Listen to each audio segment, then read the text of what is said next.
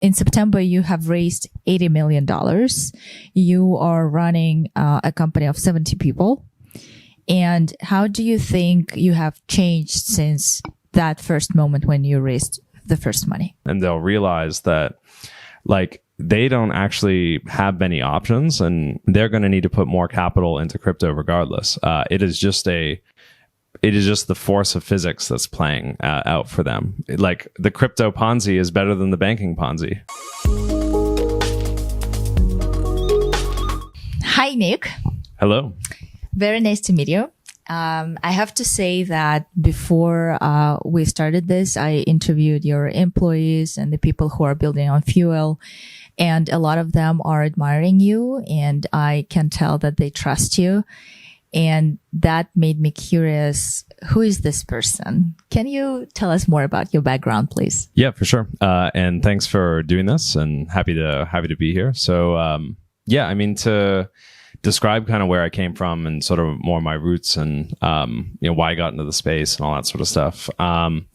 Yeah, initially I started, well, at least in coding a long time ago, really to build video games. That was what I was doing when I was like 12, something like that. So I started to want to build video games. So you follow that path, you start learning, a bit of code here and there, and things progress from that point. So after that, started to actually evolve out of video games, do normal server stuff, websites, etc. I think a lot of people have a familiar background with like PHP and MySQL and all that kind of stuff. It's like in many ways how a lot of people got started. After that, though, went to university, studied philosophy, minored in computer science. But basically during that time, started to get way more heavily into a lot of the crypto stuff. So basically, I was doing a lot of mining in my basement. So I'm Canadian. So you're typically, running mining rigs, and then we were heating our house with mining heat and shipping cold air into our house. So I was running around trying to keep those running, and that was a crazy start to doing this stuff. And I think I had tried the Bitcoin client in like 2010 or something like that, but I didn't really know what it was. So around 2013-ish, started to actually do some of this stuff and get a feel for it. Basically after that, though, I kind of started reading some of the mining code and realized it was like a little silly. It wasn't.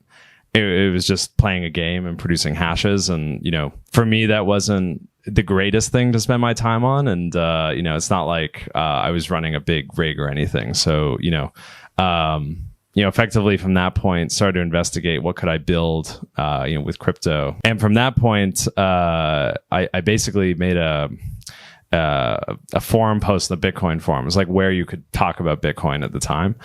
And it was like, I want to expand the op return from 40 bytes to 1 megabyte so we could do things with Bitcoin. Like I could write stuff on it, I could write software, etc. And basically the Bitcoin maxis like freaked out. I had no idea what was going on because I didn't know about this whole maxi drama stuff with Bitcoin. And then some guy at the very bottom of the post said you should check out Ethereum, and then my whole life changed. Like literally everything after that point just veered into a different direction. So I found Ethereum, started to work with that, and basically started to build some of the first applications on Ethereum. So I remember at one point, like, the Ethereum website had 10 applications on it, and I had 2 of them on the website. So it was like covering a lot of ground, and at the time, a lot of people couldn't get stuff running on Ethereum because it was just so janky. Like nothing worked before mainnet. And so effectively the fact that I could get something working on pre-mainnet Ethereum was like a huge deal. So Ethereum Foundation people reached out, a lot of people reached out, and, started to build relationships with some of the very early people in the Ethereum space. And basically after that, Joe from Consensus found me, and so I started to work with Consensus. So I worked with them for many years, and basically, did a lot of stuff there. Was building these apps, building infrastructure, met all of the, great people in that early days consensus. Like they made MetaMask and Infura and Truffle and all these other things that like a lot of people take for granted for Ethereum and Ethereum development. But, so that was a great period. At least the first 2 years. Last 2 years, things got pretty corporate and a little crazy. And so, wanted to get out of consensus and, very grateful for the experience and grateful for Joe and everything. But at the same time, wanted to move on from that. So left consensus and, basically wanted to start something. It started out as simply trying to build a wallet on Ethereum, which sounds silly, but just a good wallet that doesn't take a lot of effort to use. And so that led me down a massive search of, secure transactions and trying to make a transacting system with Ethereum. And just realizing that the scalability space at the time was horrible. Like there wasn't good options. Plasma was not great. And I mean, Vitalik's coming back to it now, but way later after we fixed major issues. But Plasma was not good. State channels were not great. So basically discovered this technique of optimistic rollups, started working with sort of the early rollup people, and effectively building out this very early rollup infrastructure. So we built Fuel V1, and that was where we kind of touched grass, so to speak, with trying to really achieve the best properties of optimistic rollups that we can get. And so that was the early kind of half of the project. Before all of that, and even through university, I was a touring musician too. So, basically a drummer in a band. My dad's a musician, my sister's a musician. So we're just all musicians, basically. Initially just wanted to do Ethereum stuff because I knew it would make some money so I could do music. But then realized that maybe I should just continue to do this Ethereum stuff because it seems like this stuff is growing a lot, from a musician background, but always been a hacker, my whole life, and basically trying to do things, pursue interesting curiosity into these different new kinds of, technologies. And so Ethereum, for some reason, was just the right balance of different things I was looking for. I have a lot of reasons why I'm interested in it, but that's kind of some of the early story up until Fuel V1. Yeah. Right. Why did you decide to work in crypto versus Web2? Yeah. So I think a few things. Basically in the space, I'm a philosophy dropout. So you ask a lot of big questions when you're thinking about philosophy. And, to be honest, a lot of stuff in tech doesn't feel very rewarding. And I mean sort of spiritually rewarding in a sense, because you can just make a SaaS service. You can make, all kinds of client server businesses, maybe solve people's problems that way. And that's pretty interesting. But with crypto, you can do something much more fundamentally interesting, which is that, crypto is really a counter financial system. And a big reason why I got into crypto in the first place is just, after 2008, my dad started, watching a lot more just anything, any alternative TV, just to understand more about the financial system.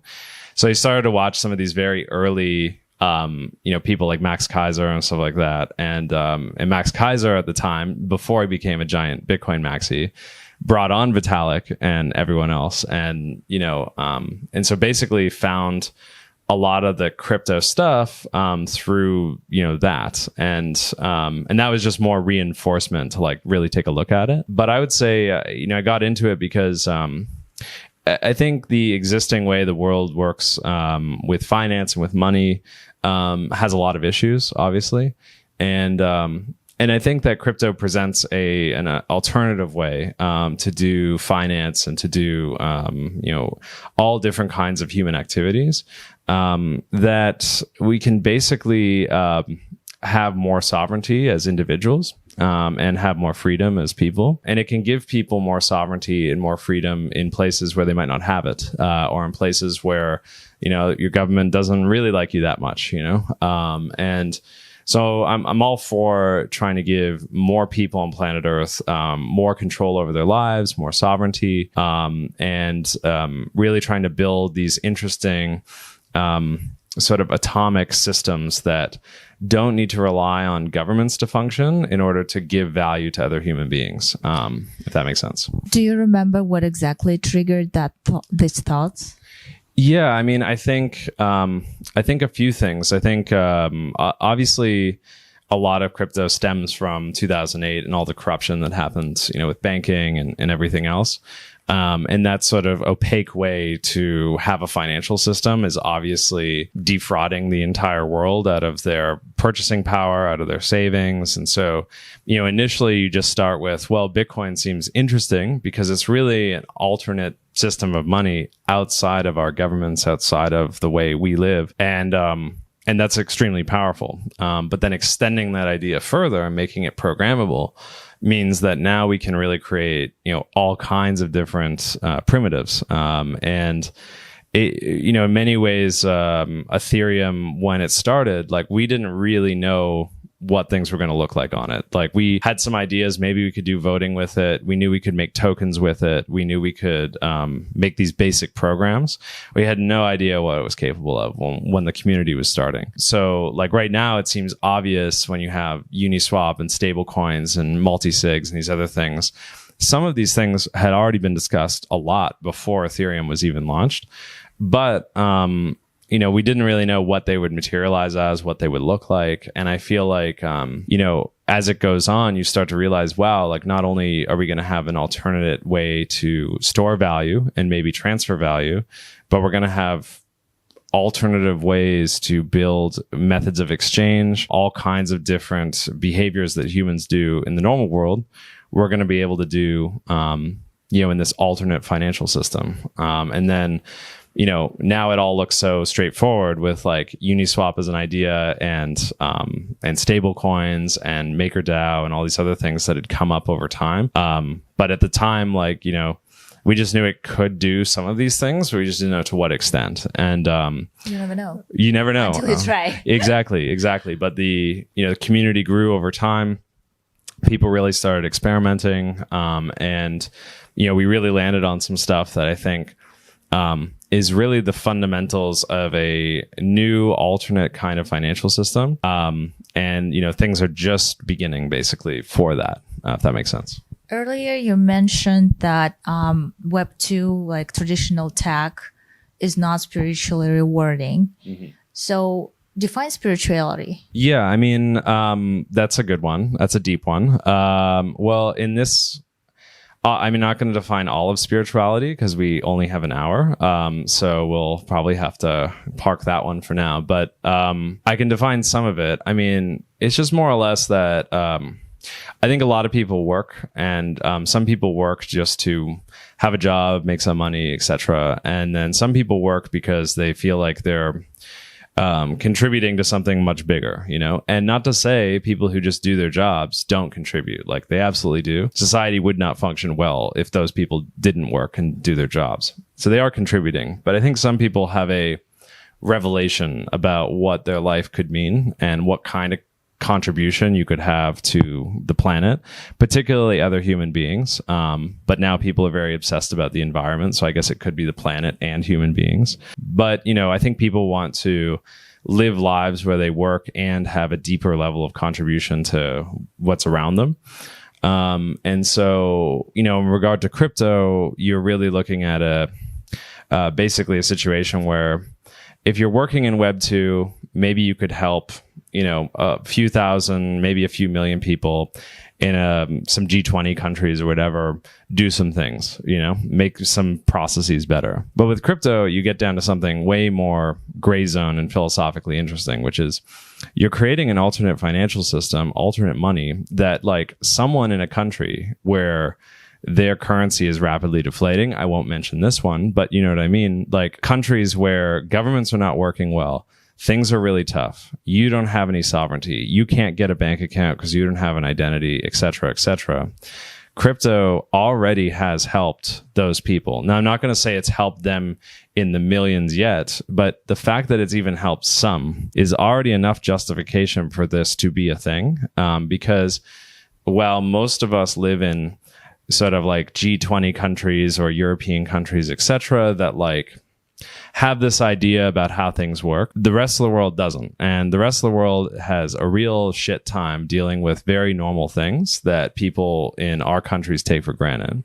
So having a alternate means of finance is a very rewarding thing to work on, because maybe, just maybe, and like it's early to say, but maybe you could have an impact there and give someone something that no business could ever give them, right? Because this is beyond businesses. It's giving them a protocol to have some sovereignty over their money, their wealth, their ability to freely move around, to leave countries that are not good for them.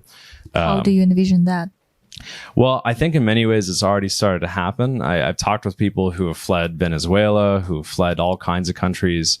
And the thing that allowed them to go was Bitcoin, and was crypto, Tether, and these other, coins that we have. I know a lot of Russians, and Russia right now might not be like the most politically people have a whole thing about Russians, but there's a lot of Russians who don't. I'm from Russia. Yeah, I know. I'm just saying, it's like there's a lot of people in Russia that like, they didn't want any war. They didn't have anything to do with it. And they just wanted to get out of there. And, they would not have been able to leave with their money or their sovereignty without crypto, basically. There would have been almost no way. So, it doesn't matter where. Eventually, your government is going to screw up. It's going to do something really dumb. And you're most likely going to be faced with two options, which is stay or go. And crypto allows the go really nicely. And I think this is a nice countermeasure on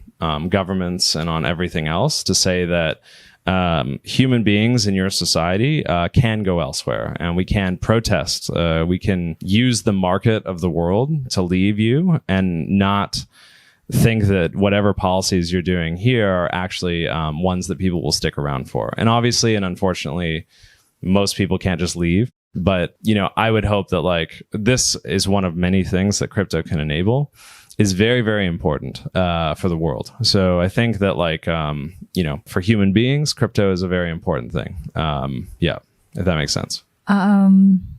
It's amazing. And it's music to my ears to hear that someone in this world is building the solution that helps other people from a higher standpoint, and then from the conscientiousness standpoint. However, in crypto, the brand itself is not that like great, and PR is pretty bad. And every time I communicate with family offices or people who could possibly invest through the fund that invests in crypto companies, they just don't want to hear about it currently. And if we want to move the ball rolling, and if we want to make a statement that these companies are going to change the future, but not as is like in Silicon Valley, like make this world a better place, like the main character said that there, and then it was kind of sarcastic. But from the standpoint where you can totally say that it's not a scam, but this is what we are building. And what do you think would be valuable for the developers and for the founders in crypto world and Web3 world to brand purposefully? Yeah, so I think there's a few things. I mean, one is that a lot of the sort of catastrophes we've had in the space have been usually these exchanges that, they do a lot of different stuff and are not very open about what they're doing. And unfortunately with that, that's very much not what all of crypto is for, what the whole design of it's supposed to be.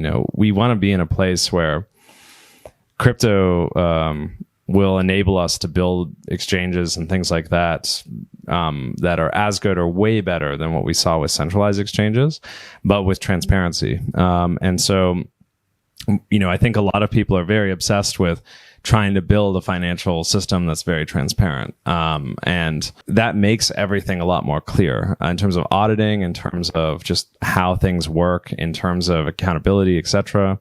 Bringing a lot more transparency to these kinds of primitives that we build is very, very important.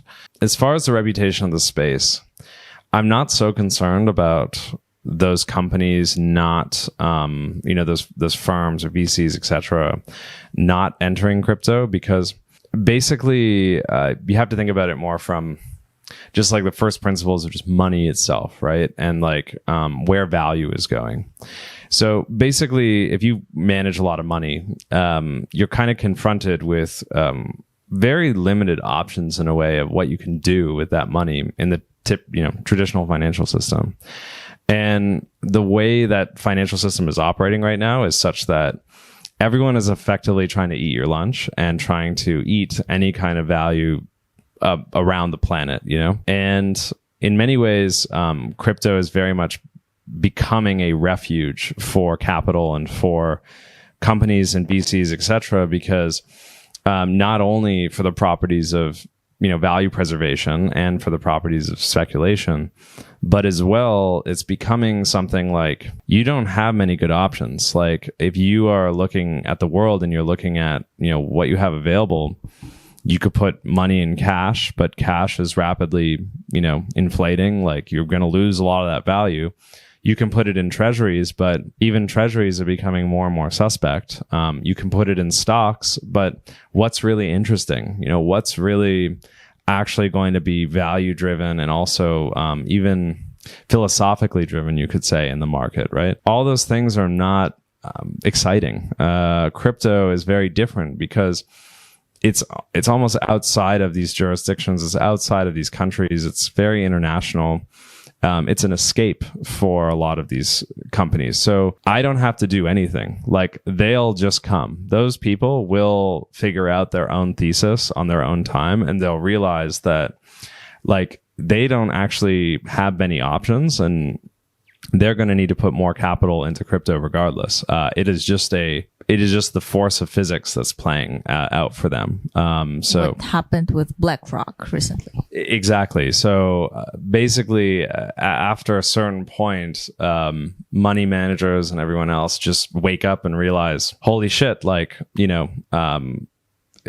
crypto Ponzi is better than the banking Ponzi, and basically it's like, you pick your Ponzi, like it doesn't matter, because at the end of the day, like really, everything is a little silly, but the existing systems of money are just as silly as crypto. But crypto gets the benefit of being a much more transparent system of money by virtue of the way that it's constructed now. And so we really know what the game is. We know what the rules are. And so in that sense, it's a better and more interesting store of value. It's a better and more interesting utility for different activities, different people. So, effectively, just looking at the whole sum of everything, crypto and blockchain and everything else is very important. And it doesn't matter what people think. Like they're going to be almost forced to use it, as the global financial system effectively wrecks itself on its own greed and its own, lack of understanding of inflation, basically, or just lack of ability to deal with inflation effectively. Yeah, that's true. And as you speak, I'm getting inspired.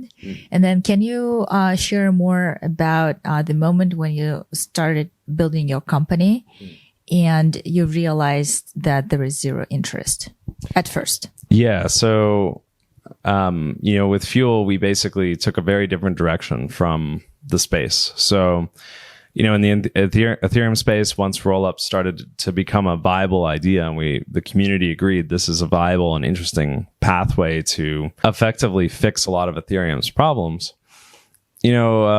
started to realize pretty quickly that the existing way we process transactions with Ethereum is horrible.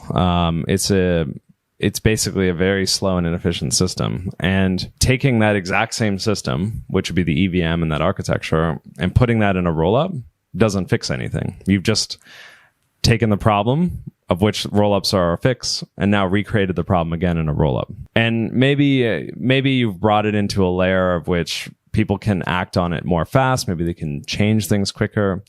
But you don't want to just copy and paste this, because there must be a much better system you could implement, knowing everything we know about blockchains now, that you can design in this rollup. And so rollups really open the door for Ethereum to potentially scale, but you actually have to put a design in place that really does scale, that really does answer these questions, right?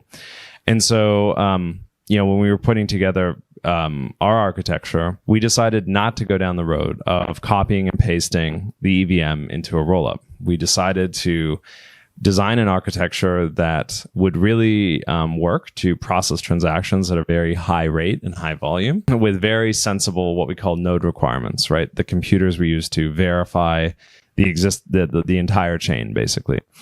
And so, effectively, we wanted to do a different architecture because we wanted to make the system more scalable, hence more accessible, hence more valuable.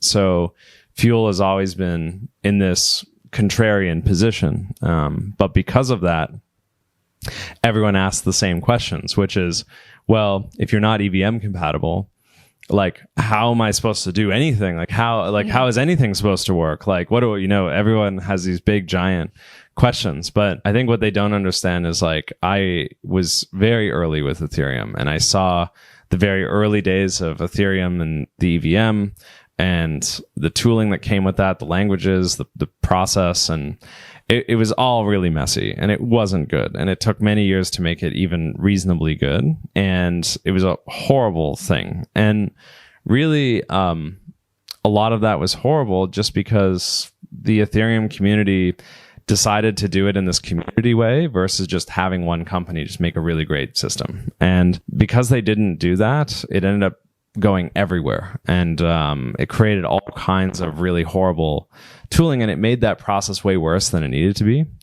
And so people look at the EVM and they go, well, how could you ever build the language and all the tooling and all the stuff? Like, it took years. But what they don't understand is, like, no, it took years because there was no coordinated effort at all by anybody. It was just a fragmented mess. And when you have a group of people that are motivated, that have a vision for how it should work, that work together closely, it's not that bad. Like, maybe a few years of work, but not like the 6 or 7 years of work that we saw with Ethereum. That was a mistake. And didn't Vitalik see that?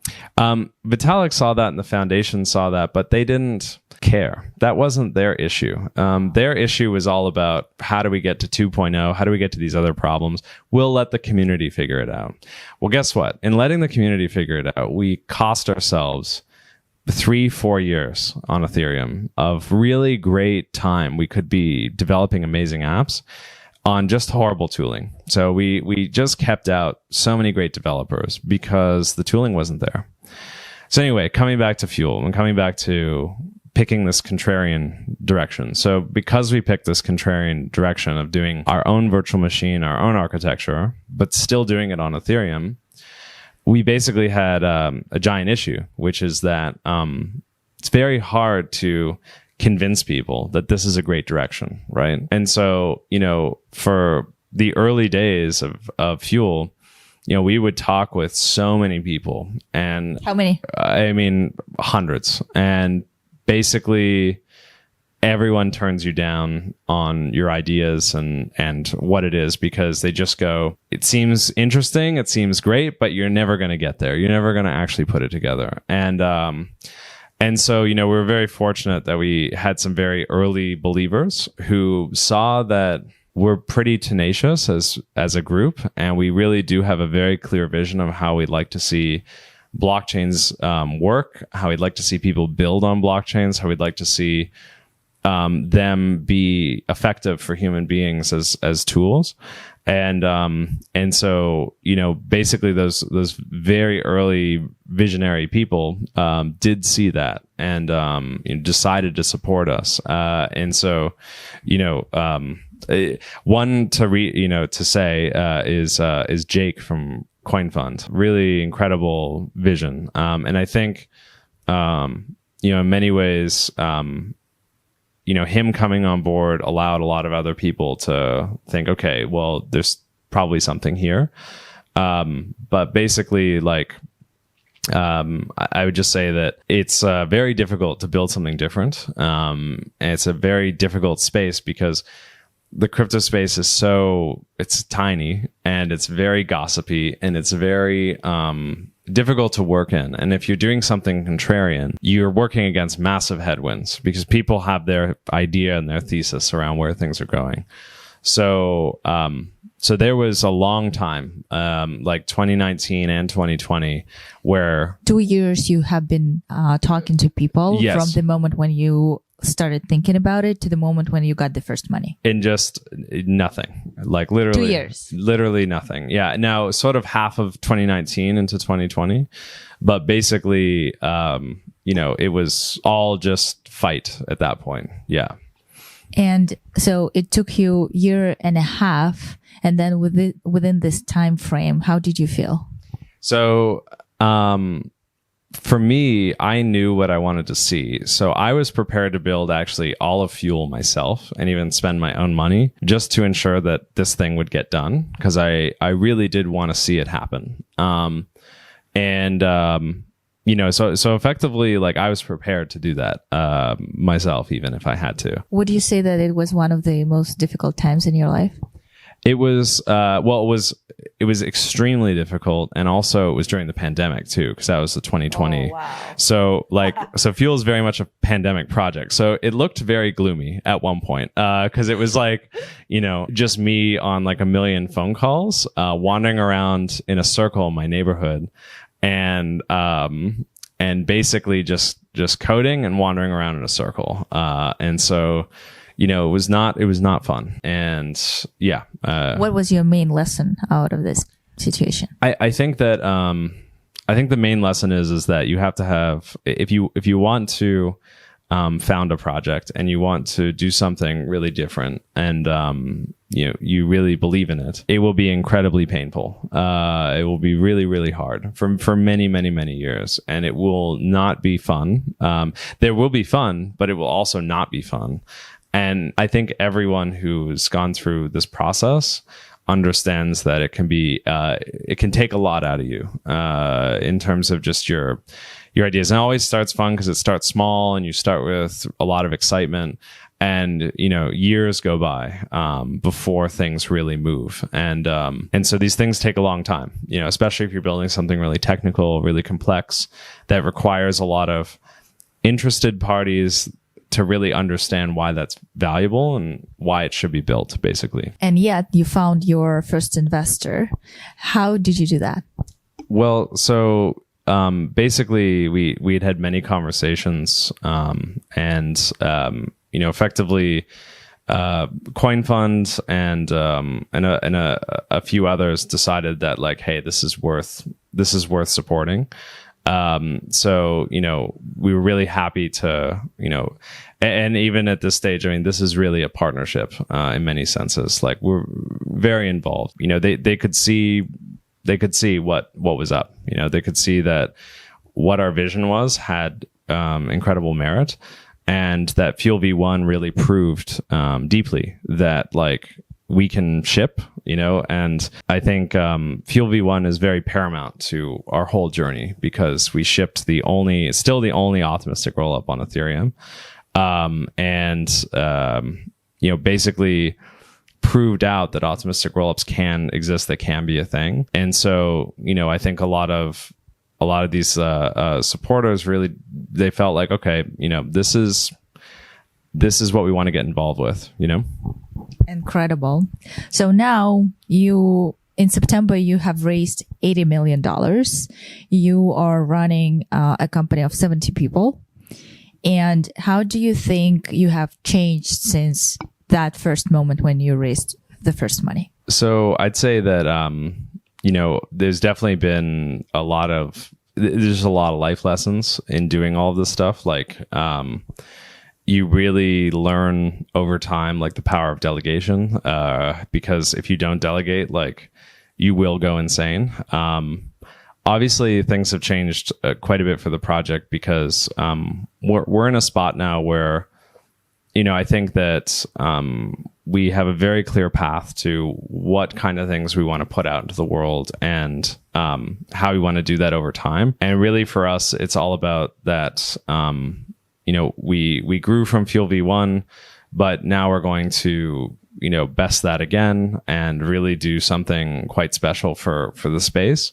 And I think that it just right now we're more in, heads down, really trying to focus on everything that we're trying to execute on.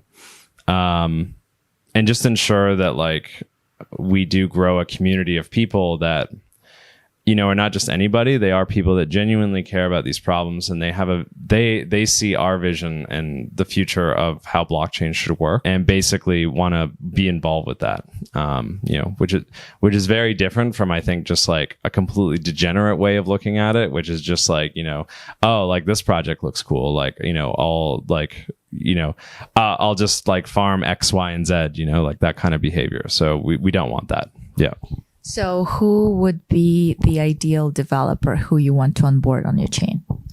I think they're a developer that got into blockchain for ideological reasons. Like they didn't just get into blockchain because of like, oh, I, want to make money X, Y, and Z. Like that's fine. That's great. That's normal. But I think we want devs who can see that blockchains are these special things, and if you can get them to work in just such a way, you can build these very awesome peer-to-peer networks that, again, can power different kinds of alternate financial systems, different ways for people to be sovereign and be more free. And we want developers who are like tied to that idea, fundamentally. And then if they believe in that stuff, then they'll start realizing why we made all the decisions we made, why we decided to go in this contrarian way, like why we designed things the way we did, because we want to really achieve that. Like we don't just want to stop at like copy paste the EVM, like launch, launch, and that's great. Like we don't want that. What we want is, we want to actually build really incredible infrastructure that everyone can take, that everyone can use. They can do their own blockchains. They can do their own stuff. And basically fix a lot of these existing issues that I see in the space. So I think we want devs who are like that. They're more philosophical. They're deeper. And ultimately those people, I'll say, if they're not totally focused on the money, they do build way more interesting things. I know for a fact a lot of the devs that built some of the best things we have in Ethereum and blockchain are not at all driven by money. In fact, money is the biggest problem in their life. like they would kind of wish to have done some of this even without all of that if they could have, because money just makes everything more complicated. And I think a lot of people actually did it for philosophical reasons. Now, of course, we have a lot of people who are just doing things for the money, but it's a balance. It's a balance. You're going to have both. You kind of need both kinds of people, unfortunately, to make anything work in an economic reality that we live in, right? But basically, we want to be in a place where we have devs that are more interested in the way these things work than just, I just want to make an app, because we can service that, but there's more to it, I feel like every chain is fighting for this kind of developer eventually.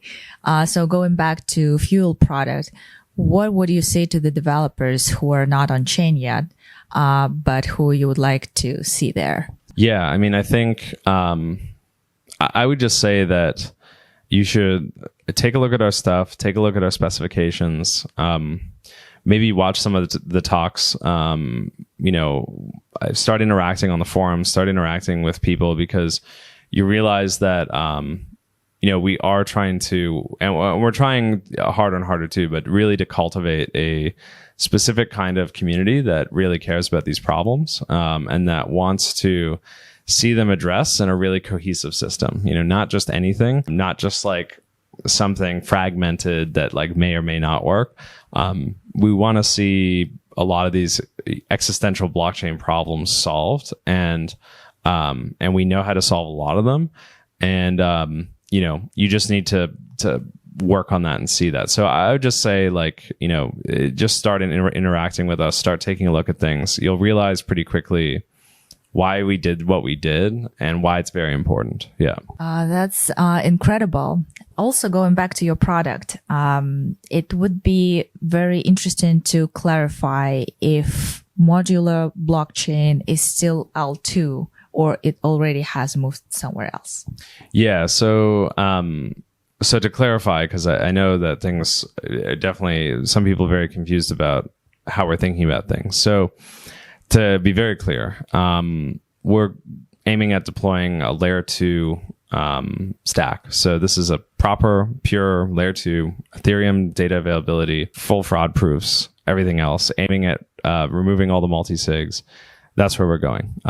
We would like to ensure that we have that. That's very, very important for us.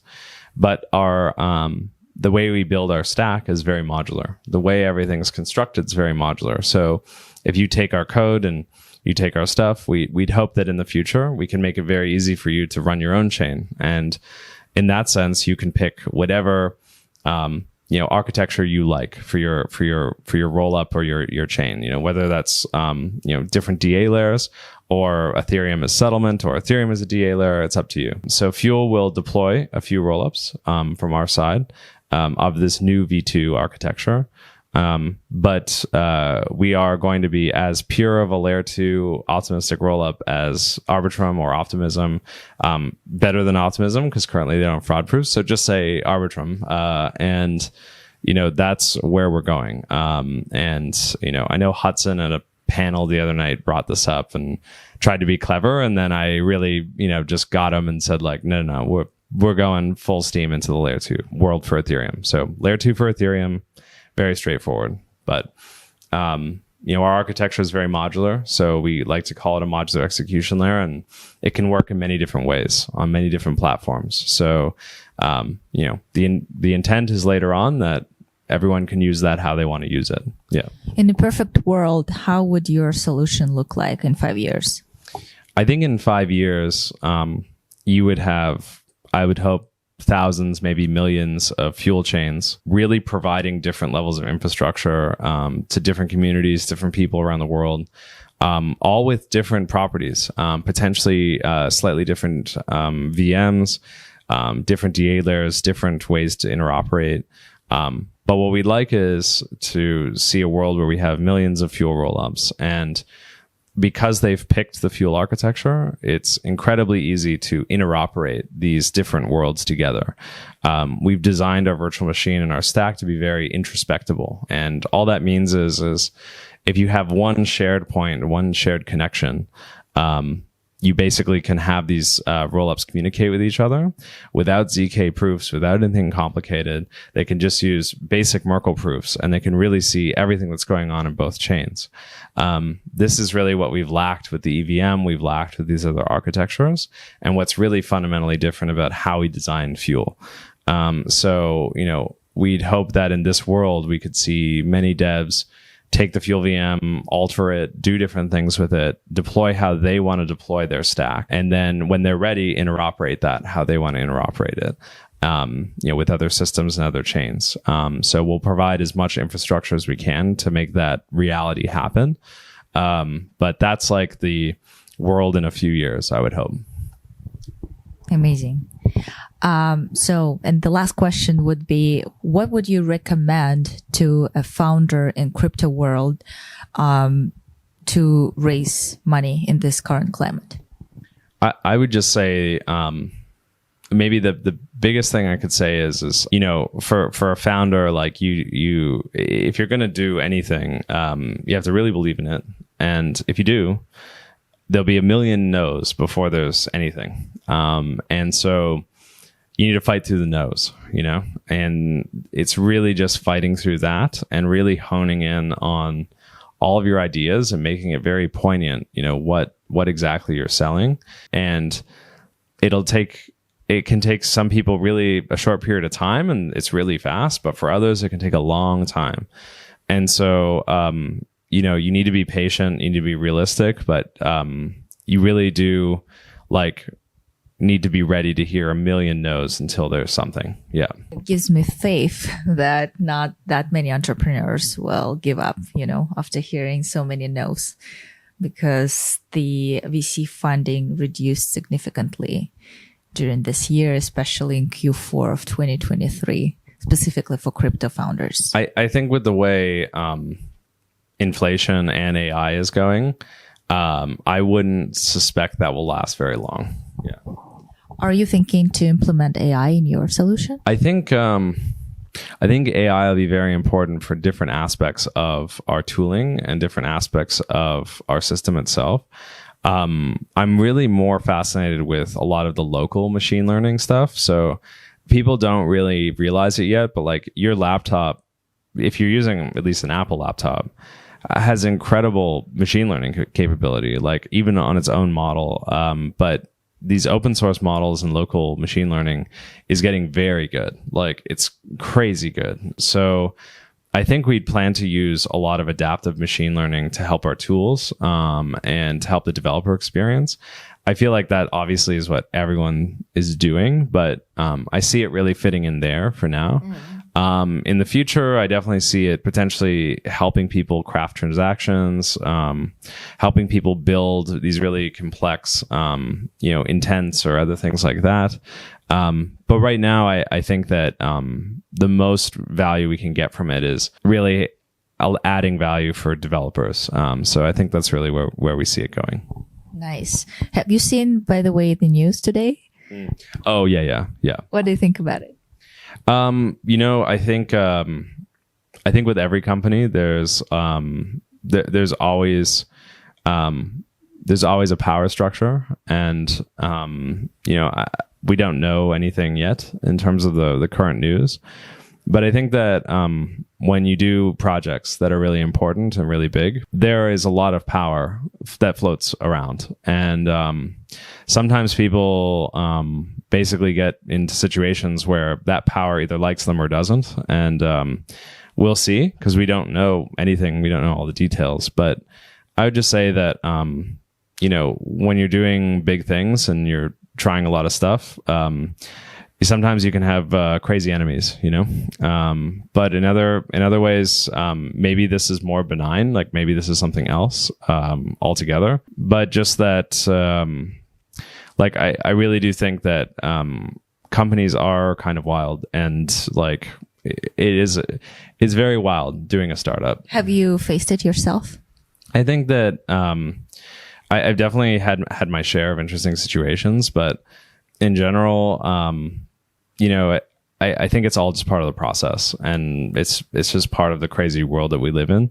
I think that, again, if you want to do big things, like you had to fight through a lot of different stuff. And I don't know if that's really what happened here, but that's definitely the case for, I know, a lot of projects and a lot of startups. How do you find the balance between staying conscious and decent person versus protecting your boundaries? Yeah, I mean, I think as I've done this more, I've learned a lot more about boundaries and why that's important. It used to be very open, even very personally, with people in a professional capacity. And I think after a while, you learn why you shouldn't do that. It's basically like, you're just arming people that might not like you with all the wrong stuff, and I think in general, in a professional setting, you're trying to do something, like everyone wants everyone else to be like on top of their game, professional, have some boundaries, to respect them and also to respect you. You work better that way, maybe in a real small project, 3 people, whatever, like maybe the boundaries are off, like everyone knows everything. But in general, I think you want to have good boundaries. And, as far as decent human being versus fighting the corporate, monster. Basically, I'd hope that even after doing a lot of these really complex projects, that people can still be a decent human being. But at the same time, it's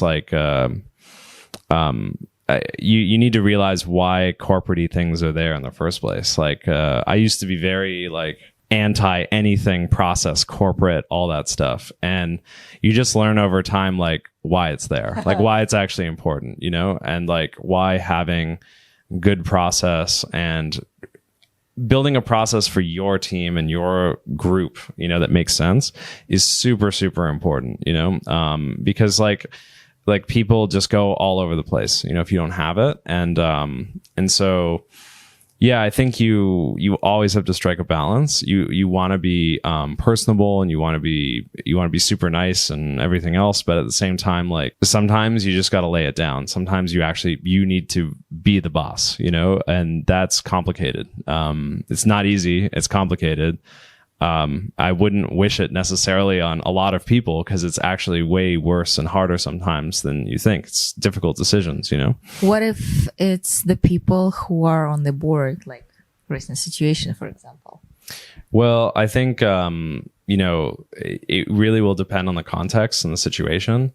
I know that just in general, you want to be in a place where, you know, you can basically, how do I say, like you want to cover things in such a way where, you know, you build a project and a company that really does believe in trying to set reasonable systems of accountability, reasonable systems of like, how are we going to do this together? And, you know, I think the board's there to ensure that the CEO is keeping an eye on that, but then the CEO's job is to try to delegate that almost, like, you know, like it's almost too much for a CEO even to think about that stuff. So it's like, you know, that's where you need good process people. And so I think the board's job is the CEO doing good, bad, you know, like, is that really the case? And then I think the CEO's job is, okay, you have to steer the vision, but you probably can't steer the vision and do all this process and do all this other stuff at the same time. So you should probably delegate that, you know? And I think like it is a hard job, because you effectively have to set vision, set direction, but you also have to keep an eye on everything. Like you can't just ignore it. You know, you have to check in with people. You have to see how things are going. So it can be complicated. And every company is different. Every company has different dynamics. So, you know, yeah, basically how I'd answer that. Thank you so much for sharing a lot of thoughts. I think a lot of people will learn much from what we just discussed. And Awesome. I got inspired as well. Thank you. Awesome.